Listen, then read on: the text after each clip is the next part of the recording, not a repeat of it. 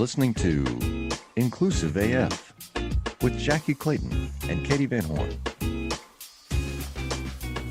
Did you have fun? Did you have fun yesterday in the sun? That's great. I did. It was a blast. We were watching football games for my nephew. So, I guess we should actually tell everyone who we are. Should we? Hi, everybody. Welcome to the Inclusive AF podcast. I'm Jackye Clayton. And I'm Katee Van Horn. And Jackye got her kitchen remodeled since the last time we recorded. It's amazing. I know. It's gorgeous. I get compliments on it all the time. And my actual kitchen is so nasty. Like I don't even know if I should tell people well, they've seen it if they watch the YouTube videos because but if they haven't, they're like, I love your kitchen. And I'm like, you can have it. And I send the file. Right. So just watch this video. Don't watch any other videos. Not any other one. Because this is her real kitchen, let's say. Yeah. The one with the fire extinguisher, that's the fake kitchen. That's just a Zoom background. Who would do that? Someone would do that. But anyhow, hello. It is funny how I feel so much better than I have in 4 years. Do you feel like you've slept? Feels like there's hope again. Yeah. Agreed. And even after the election and all of the different stuff, as we were trying to get things together and everyone's like, y'all, we're going to have to help and we're going to have to step up, which is still true. I don't think anybody was Biden was like, no, I'm going to fix this ish right now. Yeah, I love the approach that he's taking of using executive orders to where he can. And I also love the fact that he's completely staying out of the rest of the business going on in the House and the Senate. That's not my lane. You guys be in your lane. I'll be in mine, which I truly appreciate. For once, hey, mind your business, do your thing, and let's get some of these things back in order. I did see yesterday at the football games that I was at for my nephews, someone did have a impeach Biden sign on their car. And I was like, I literally paused for a second, what would we impeach him for? For what? Can someone share with me what he's done that's impeachable? Because I have a list for other people. But going back years. Right. Right. That's funny. Yeah. You do live in Arizona, for those that don't that's know. True. So I do live in Arizona. Speaking of Arizona, which by the way, let's be clear. No, in Arizona, we are purple. We actually turned the state blue. So let's not use you live in Arizona because listen, Miss Texas. There's no hope. You ain't much better. Oh no, it's horrible. It's horrible. Between the two of us. I'm sorry. What were you going to say about Arizona? No, and how awesome your horn guy is mad because he didn't get a pardon from the president. And now he's saying that he's going to testify against Trump. And I was like, can we please just not give this gentleman any additional attention? Yeah, please. No, I saw something that he had stopped eating entirely again because it wasn't organic enough or something. I don't even understand. And yeah, he's one of those people that I'm like, I think the 15 minutes is up, sir. Done. And we're done now. Thank you for stopping by, and bye-bye. So we haven't recorded in a few weeks. So I feel like we have a lot to catch up on. Obviously, I think both of us were in heads down mode because I think there's been, and I think you feel the same way, there's been a lot of clients that have wanted to talk about okay, what's next and how do we do this the right way and all of these things, because I think I was slightly worried that people would be like, oh, well, now we can just, let it go and everything's going to be fine. Biden's got this. So we don't have to think about diversity and inclusion anymore. But instead it's the opposite. And people are like, oh no, now we want to double down on this and get things going, which I'm so excited about. And it's been really nice just to hear the conversations with folks. And to your point, it's that hope is there.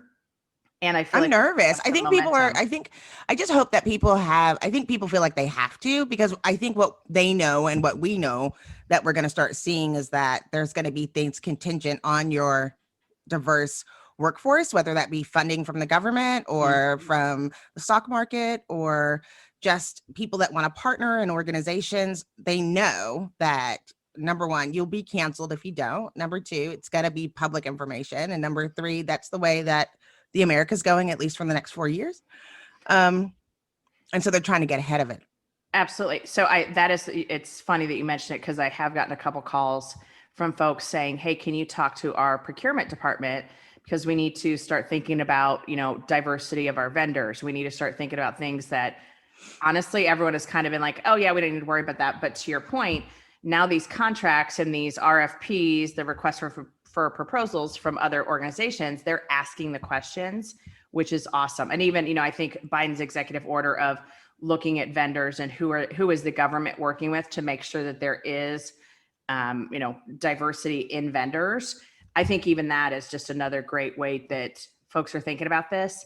And it is so funny, and funny is not the right word, but it is so funny to me that so many people have said like, oh, well, now it's going to be that back to almost like an affirmative action situation. I'm like, no, it's not. It's just looking at different people that haven't been looked at before and giving opportunities where there haven't been, because it's been the old, wink, wink, shake your hand, and, oh, I've known you for years, and so I'm going to use you. I mean, we saw that a million times in the last 4 years where it was like, oh, we're going to use this vendor because it's my buddy down the road that I've known since birth in New York City. No, like, let's actually look at who's got the right stuff.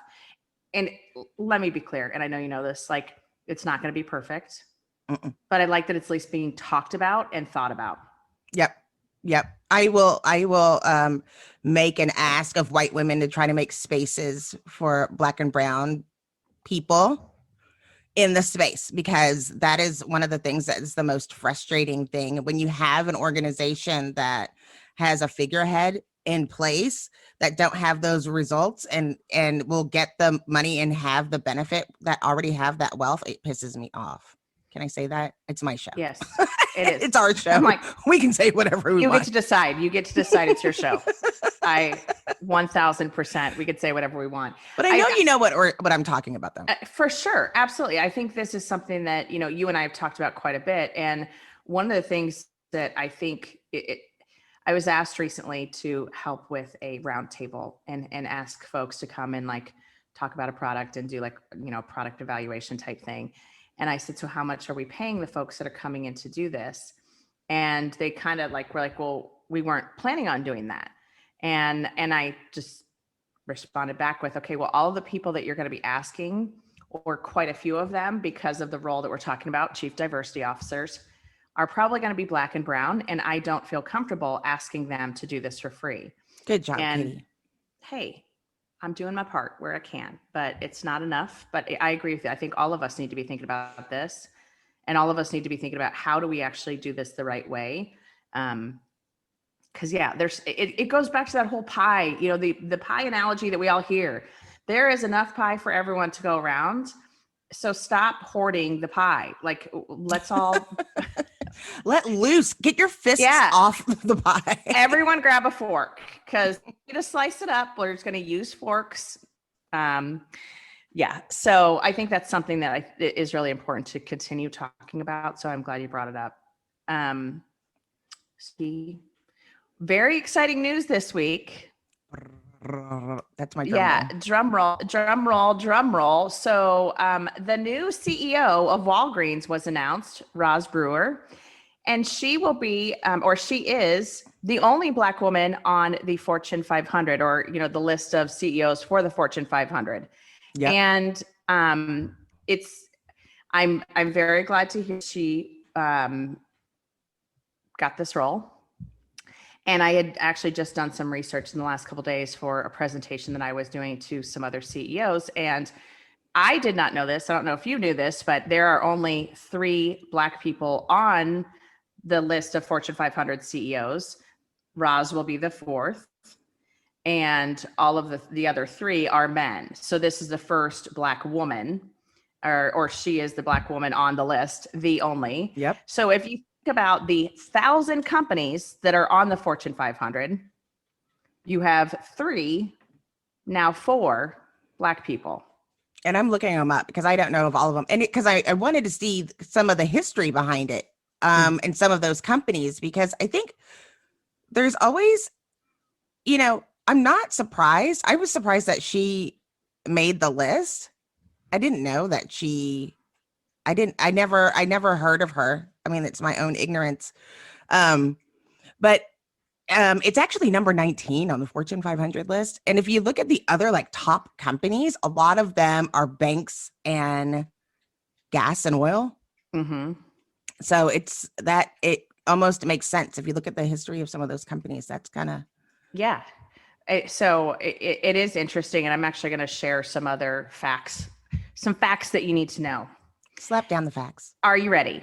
Ready. So female CEOs in the Fortune 500 is 6.5%, only 6.5. And that goes up and down, like 7%, then it goes, down to, 6.3, but it's at 6.5 ish, actually, with Roz being added. Obviously that'll take it up, but I already mentioned the Black CEOs in the Fortune 500 is 3. Latinx. So, in the Latino Chicano community, there's 3.5%. Wow. So those are so disheartening, and also just like, I was a little bit surprised because you do have international companies. So, in the Latinx, that would include Fortune 500 companies in Europe, et cetera. And so it is really interesting. And I don't think I didn't calculate the number for like Asia Pacific Islander. I didn't even look at that number, which I should have. But it's very, very interesting to me that there are so few of the Fortune 500. It's just so heavily dominated still by white men. But I also, not to go off on a tangent about this, but the McKinsey Women in the Workplace study, I think most folks take a look at that, or at least look at some of the data.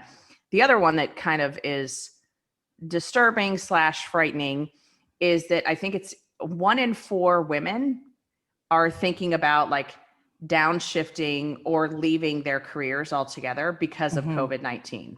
Mm-hmm.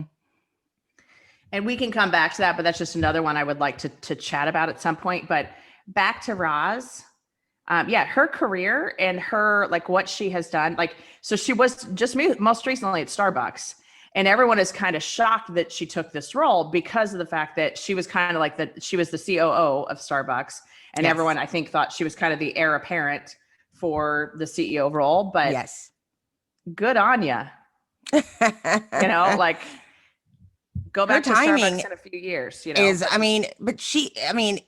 it's funny, not funny, but I mean, with everything going on with COVID, and I think it does become relevant. She picked a time to do it. Absolutely.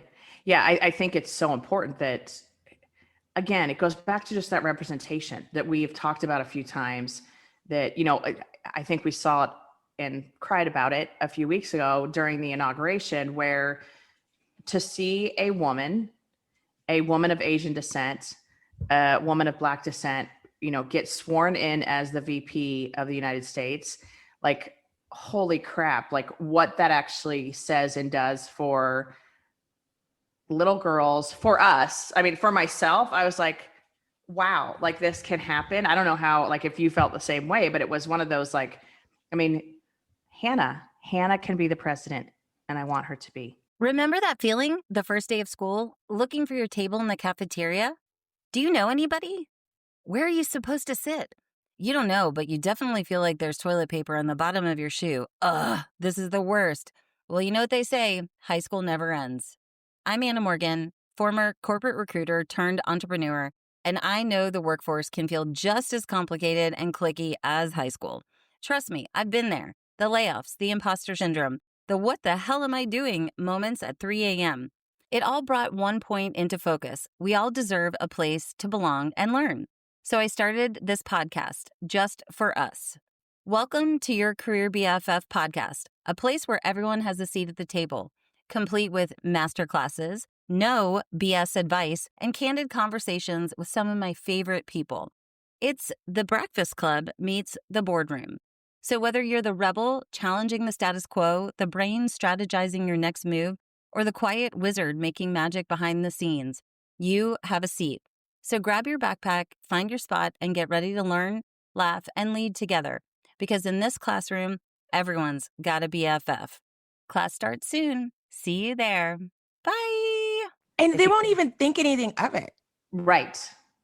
Hannah's your daughter. It's like, of course. Hannah's my daughter. Just in case this is your first episode you're listening to. Hannah is Jackie's absolutely brilliant daughter, and she could be the president.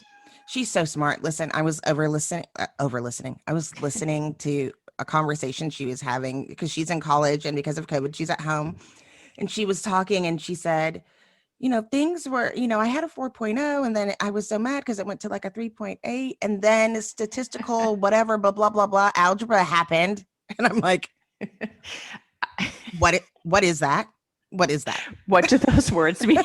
Like, I don't even know what you're talking about, but thanks. Like, oh yeah, that sucks. Like I couldn't, she's brilliant. That's awesome. Yeah. I think it's what we are seeing, the historical moment that we're seeing, but also just I think what we will see kind of because of it, and hopefully still in our lifetime, that, we'll see more women, take on leadership roles at the highest levels of government and companies and all of these other things. And so, I think it's just congratulations, first of all, to Miss Brewer and her new role, and to Miss Kamala Harris. Like, hey, oh my gosh. Representation matters. I think this is the thing that is hard for people to understand. Like, you can't imagine it if you don't see it. It's like a dream. It's not a reality. Even if you put a timeline, you're still dealing with outside factors, not really sure if you can reach those goals. And it's sad when it's not even your work or your worth or the things that you're doing can be impacted by outside influences that have nothing to do with your actual work. And as you get older, you start to realize that. And that's why it's so important. It made me think of this. It's so important to have people at that executive level, decision maker, when you're doing diversity and inclusion, because, and I've talked about it before, about when I joined an organization and I was the second female at the organization. And on my first day, they were like, oh, we can't talk the way we used to because there's a woman on the meeting. Just being there changed the attitude and the company culture, for good or bad, whatever. Right. So then you think about an organization where that's still the mind frame, where it's like, oh, I guess we have to step up without even saying a word or doing anything. Okay, there's a Black woman here. So it's funny how organizations as a whole will start looking at opportunities to be better, or maybe be more aware of their own bias without having an official training class. People know their own bias, because as much as we like to say things are unconscious, a lot of it's conscious. Agreed. Yeah, no, absolutely. And it's funny because I just had this conversation just this week. Sorry. So yeah, I just had this conversation this past week in a training around the whole, a couple folks were asking me like, oh, how do we know, or how do we act, the right way, or how do we behave or know our bias and all of these things. And it was one of those, and I've used this example. I don't know if you've used this example, like it's would you say that if your grandmother was in the room, or would you say that if your mother was in the room? And the one I use and have been using is, would you say that if there was a Black person in the room, or a gay person, or a whatever, whatever the thing is. And, it's this whole, you have to step up and you have to be better. And we have to make sure that we're really asking folks to step up, and not because they're horrible people, but just, it's also the awareness. It is a lot of awareness and that, to your point, very conscious bias that they have. Yeah. Yeah. I think what's funny is I read other articles about Roz, and it was like, oh, Roz is also a proponent for diversity and inclusion. which is so hilarious. Like, yeah. Duh. Yeah. I don't want to be discriminated against. Right. I don't know. Is there someone like Black in leadership that's like, no, it's okay. I'm not worried about it. Not that I know of, but I will say this. I think that we have also lived in this space, and I'm going to use white women as the example, where white women have definitely done the I'm here and and then like feel like this competition to other white women and also women of color for that matter. Right. And so I think there has been this, again, back to the pie, like it doesn't have to be that there's one token woman on the leadership team or on the whatever. We all can be there. And it shouldn't be one, it should be a 50-50 split, similar to the world. The whole world. The whole world. Let's focus on that. But then you have this whole thing where you're right, like people are having to step down to take care of their children or take care of their families in some way. I mean, going back to the COVID conversation, it's very tough because school and what are you doing with your children while they're at home and having to figure that out. I don't know how everybody makes the decisions. In our house, it usually ends up being a financial decision or the time constraints, or is this in the path of where I'm supposed to be going for the rest of my life decision is how we would make that decision, you know? And unfortunately, it's because we don't have that 50-50 split that a lot of women are like, well, you make more money than I do, or you have a better title than I do, so I'll be the one who takes a step back. Right. And it's also the traditional gender roles where for so many women, they are the caretaker at home. They have the two jobs of going to work during the day and then coming home and being the caretaker at home.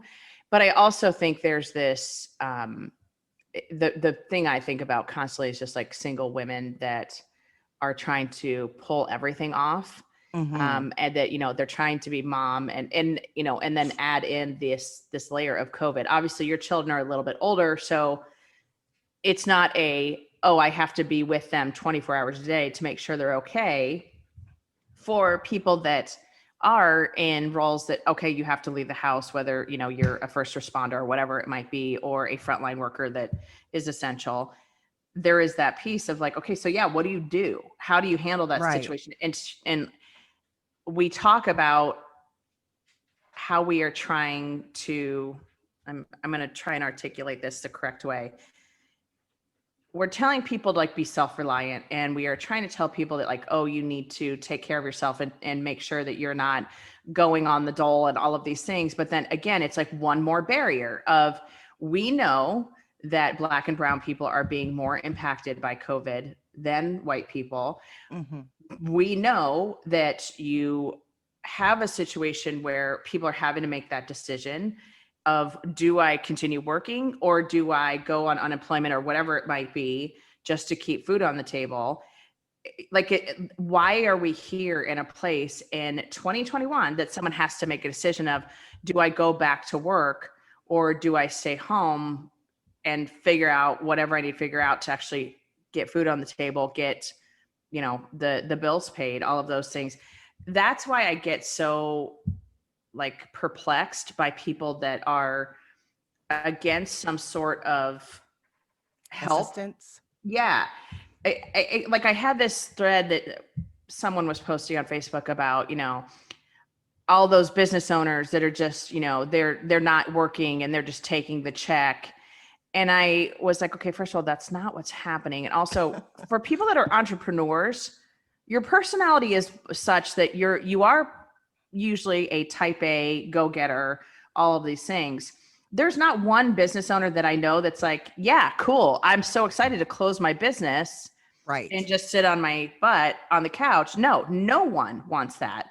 And so like, it was one of those questions that, and I do not engage on Facebook at all with anyone. So like, I did not engage on this, but it like kind of gave me pause to think like, yeah, why would anyone want that? No one wants that, to like be helpless and have to not not have opportunities. So anyways. No, I think it's just pure ignorance. What is making me upset is that I'm seeing in Dallas, there was a situation where all of the places where they were giving the vaccine was in um populations, like poor populations. They were having them there, which was really important because of things like, transportation and access and understanding and knowledge.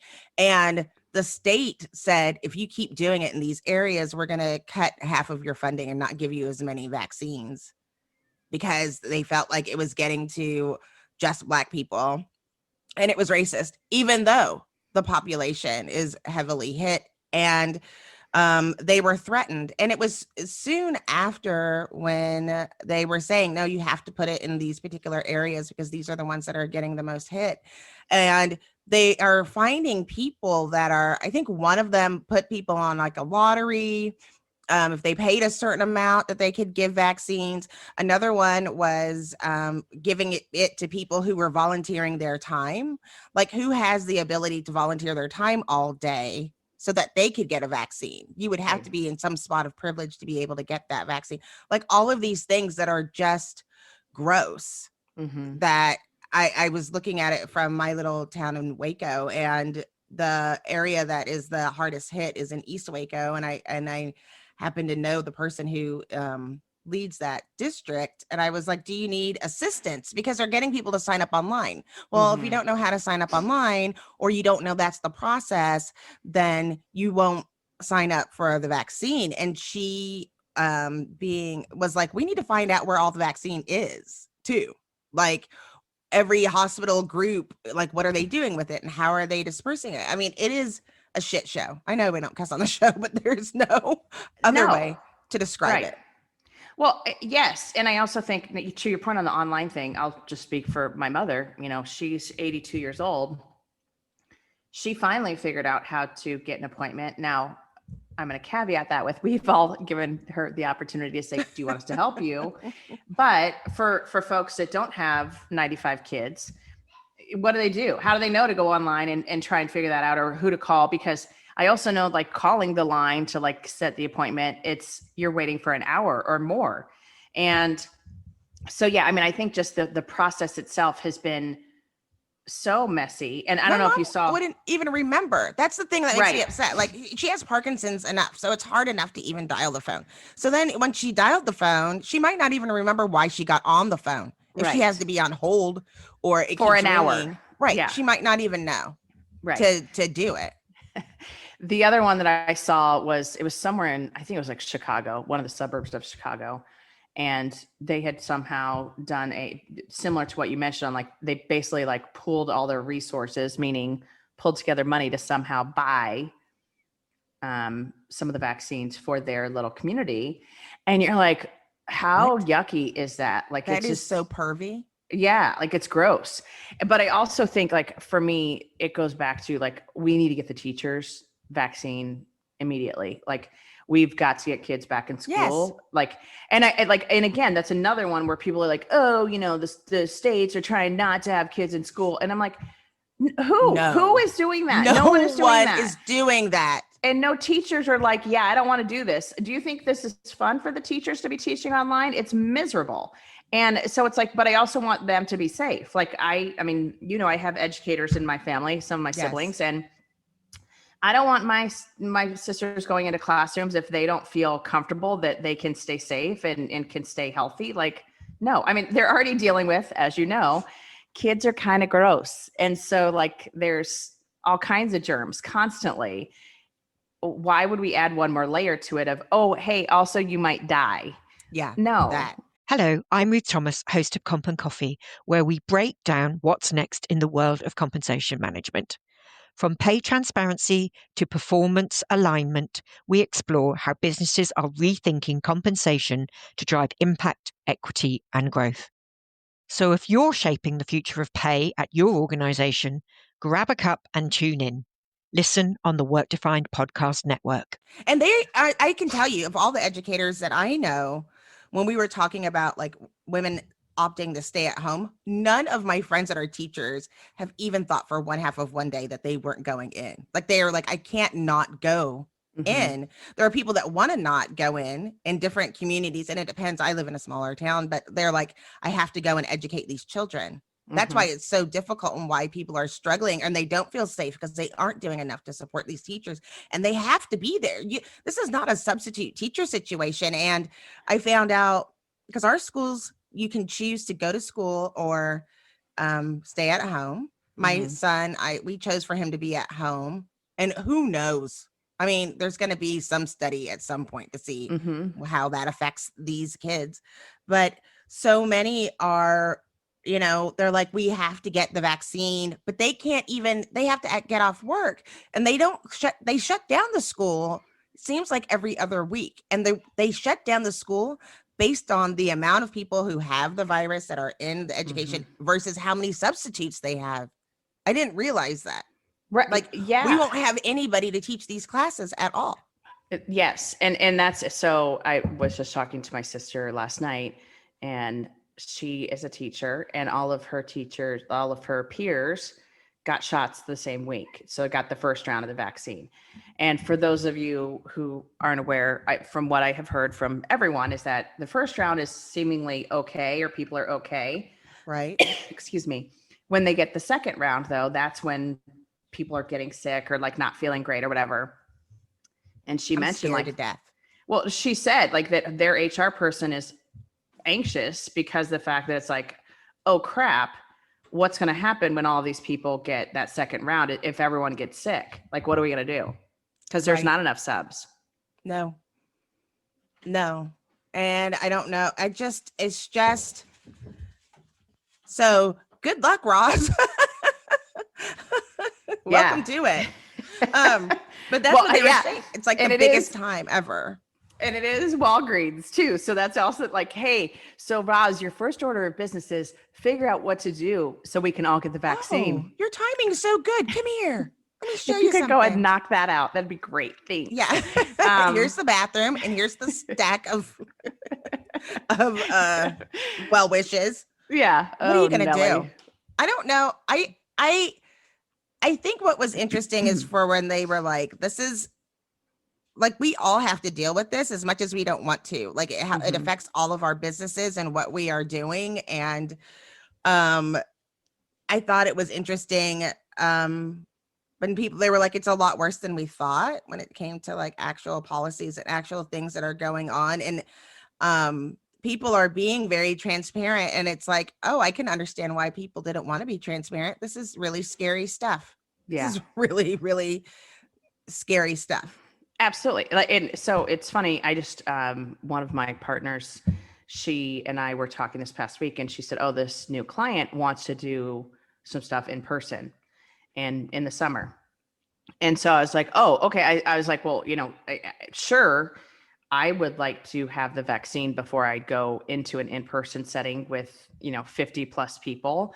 Because, even if nobody else is, at least I know, hey, I'm protected. And I'm kind of that way, like with the flu shot and things like that too. But it is that whole like, wow, like even to think about doing something in person and not knowing when we are going to be in a place that we'll be able to get vaccines for just like the normal everyday Katie Van Horn. Like, I don't know when I'm going to be eligible. I don't know what round I'm in. I need to know, Jackye. Where's the KVH rounds? Well, somebody said, oh, we're going to move the event to October because hopefully after the summer we'll be in a better place. And everybody was like, oh yeah. And I was like, is anybody going to talk about how that's in a really long time? Like, oh yeah, October. Wait. Well, and I read something, I don't know if you saw this. Did you see the whole thing where like the amount of vaccines that were like ordered for the United States was like not 5. Even like, it was like 5. Yeah, exactly. We just need 5. We're good. Everything's fine. But I it's again that like, yeah, how quickly can we actually get out of this?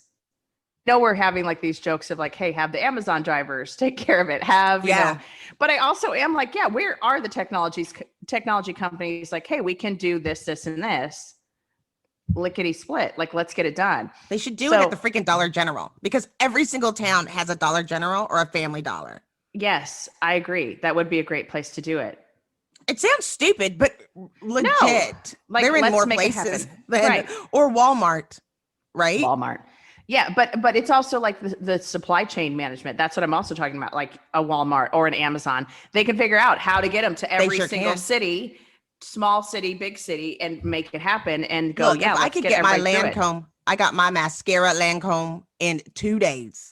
Yeah. One little container. Sorry Right. about the environment, everyone. I really just needed it. I really did. I can't go to Dillard's. I don't have a lot of places to go.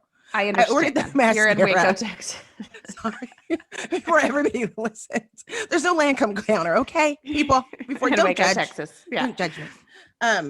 But then I think about other places that are remote. Like there's people, I think you live in a place where like out there is way out there in Arizona. If people have not been there, like there are places that are very remote. Mhm. And in Texas, of course, there are places that they come to. Waco is coming to town. Mhm. And we, and you have to figure out those places. And unfortunately, every place that they're sending it to, and which makes sense from offset, like the health director or whatever those organizations are, because those are in the major cities. But then you have an unbalance of who is getting the dose and how people are getting sick or not getting sick. And then I'm starting to see more on Facebook, like people having parties and stuff. I hugged someone last week and I almost had a panic attack. Like I forgot. I hadn't seen somebody in a really long time. And I was like, oh, and I was like, I thought I was going to die. And then you go on Facebook and you see people having birthday parties, a girls trip, or, oh, we came to Mexico to like, what are people doing? What's that, Katie? I don't know. I will say, I think that it's this disbelief. Unless you have been impacted, you just don't think it's real. And I think there's so many and I think part of it is just we've been fed so much false information that people are like, yeah, no big deal. It's not a problem. No issue. And you're like, huh? I wish my brain worked like that, because when I don't have the information, I'm going for the worst case scenario. Agreed. So am I. And I think it's also one of those things that, it's worst case scenario, but it's also like always, and maybe this is the HR person in us, always side on the like, what's the worst possible thing that could happen. Correct. And playing it out. Like, I think all of us, I don't think about what's happening now. I think 3 steps down the road, what could happen. What are the things that I need to tell that leader? Right. Like, don't do this thing, because in 4 years, it's going to come back and get you. Yeah. Yeah. It won't happen tomorrow. It will be coming back. I think it's interesting that you said like, oh, unless you've been affected, but it's like, we have all been affected. I get so mad about, how things have played out, regardless of we have to look at some facts, right? Yes. We weren't given all of the information, and people were told to doubt, and people were given the wrong information. It was not a difference of opinion. It was the wrong information and went with it. But then I think what we're seeing a lot now, and this kind of stems into it, are these non-believers of truth, or they're just making things up. That's inaccurate. I didn't realize that people were like, I guess now you can find an audience for everything anywhere. You sure can. Absolutely. For whatever theory that you have that's inaccurate, you absolutely can. It's frightening. Yeah, it really is. But okay, so I think for me, first of all, it's the excitement of Roz. I'm excited for this. her. She's got a lot to do. Yes, very excited about that though. And what a huge step. And again, I think it's just one more step in that representation. But I also would say it's let's keep this train going, and let's see more, more women of color in leadership, more just people that I'm going to actually pause when I say that. The thing about Roz that I actually love is, if you look at her pedigree, like look at what she's done, you're also like, well, of course she got this role. Like, yes. She's amazing. And so it's also like, I like am cautious on like, I don't want to overemphasize the fact that she's a woman of color. Cause it's also like, no, she's just amazing and she should have gotten this role. And that's at the end. Yep. And so there's also that piece where it's that I want to acknowledge that this is very much a huge step from a representation, but it's also can we just give people that actually are qualified and that are awesome the job versus the dude that's your buddy? Yeah. Can we do that? I'll do it. Is that possible, folks? Can we all get on the same page about that? I think I can. We can start it. We'll start the movement. Okay, perfect. Perfect. What is one thing from this conversation you want to share with folks? What's your one takeaway that we want to make sure everybody got?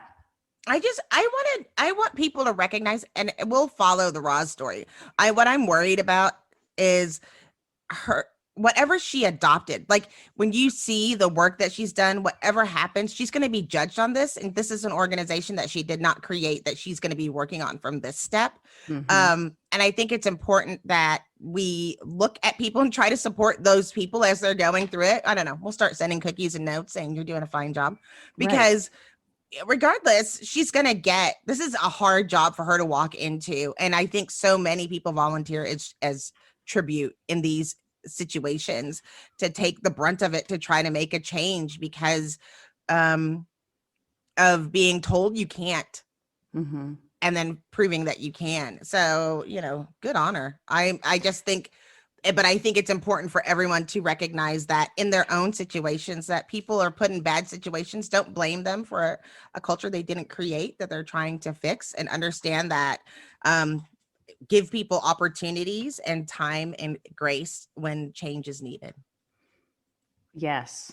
And, this is where you're going right now just is like a whole nother conversation, because I think this goes into this whole thing of how many times is it the Hail Mary pass that we ask people to step into roles, give them no actual like opportunity to change I'm going to mix metaphors here, like change the tide, change all of the things. And then it's like, oh, well, they failed. So now, can't do it. Woman can't do it. Woman of color can't do it. Yep. And then it goes back to the way it was. And so I think there's also, I love the idea of like giving her grace, but also knowing that like for any leader, it takes a minute. And I don't even know I don't know the culture or how Walgreens is doing. So maybe they're fine and she's taking over a well-oiled machine. I don't know, but it is like, yes, she will want to make change, and yes, she will want to do things differently. And that's okay. And that's good. And we need this difference in this different perspective to make organizations even better. So thank you, Jackye. No, thank you, Katee. I don't know if I mentioned, but your lipstick is on point today. It's very pretty. You like this red lip? It's like, I do. I'm kind of looking at it. You're not messing around, and I like it. I like it a lot. So for those of you who are only listening, Jackye's lipstick is really amazing. So that's all I have to say about that. Yeah, hop on YouTube, give it a go. Hop on YouTube, give it a look. All right. So thank you all so much for listening. We would love for you to leave a review.